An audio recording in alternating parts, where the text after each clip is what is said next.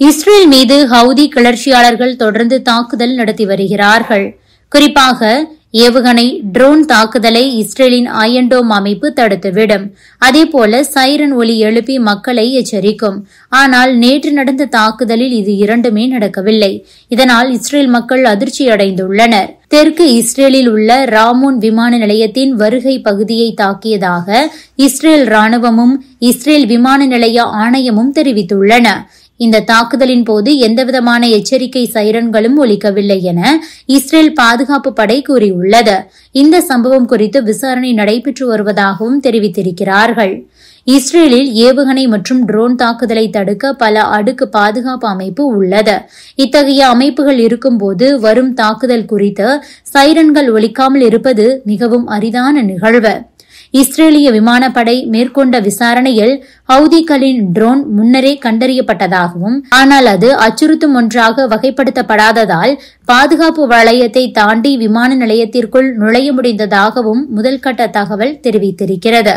தற்போதுள்ள கண்டறிதல் அமைப்புகளில் எந்த தொழில்நுட்ப கோளாறும் இல்லை எனவும் ராணுவம் கூறியுள்ளது. இந்த சம்பவம் குறித்து விரிவான விசாரணை நடைபெறும் என தெரிவிக்கப்படுகிறது.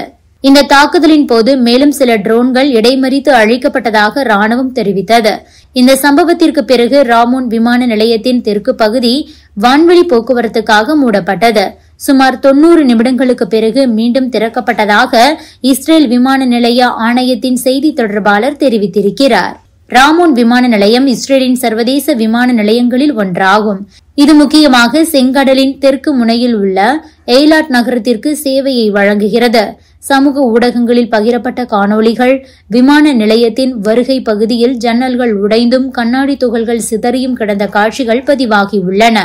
இஸ்ரேலின் அவசர கால சேவை நிறுவனமான மேகன் டேவிட் ஆடம் பிற்பகல் 2:35 மணி அளவில் விமான நிலைய பகுதியில் ஒரு ட்ரோன் விழுந்ததாக தகவல் கிடைத்ததாக கூறியிருக்கிறது.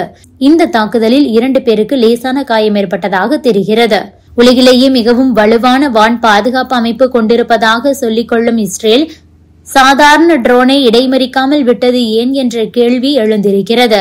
தற்போது விமான நிலையம் உடனடியாக மூடப்பட்டு வான்வெளியும் மூடப்பட்டுள்ளது. விமானங்கள் நிறுத்தி வைக்கப்பட்டன.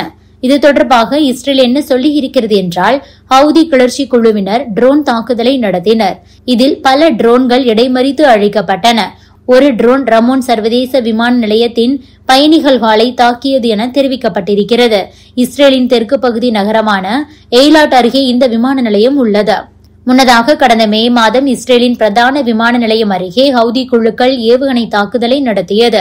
அந்த தாக்குதலில் 4 பேர் காயமடைந்தனர். பல முன்னணி விமான நிறுவனங்களும் இஸ்ரேலுக்கு பல மாதங்களாகவே விமான சேவையை நிறுத்தி வைத்திருந்தன.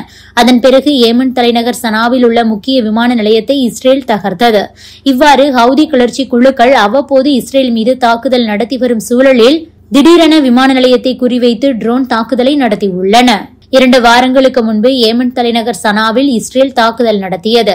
அந்த தாக்குதலில் ஹவுதி அரசின் பிரதமர் கொல்லப்பட்டார். அவருடைய சகாக்கள் பலரும் கொல்லப்பட்டிருந்தனர். இதனால் கோபமடைந்த ஹவுதிகள் இஸ்ரேல் மீதான தாக்குதலை தீவிரப்படுத்துவோம் என கூறியிருந்தனர். இத்தகைய சூழலில்தான் இந்த மாதிரியான ஒரு தாக்குதல் நடந்திருக்கிறது. Subscribe to One India and never miss an update.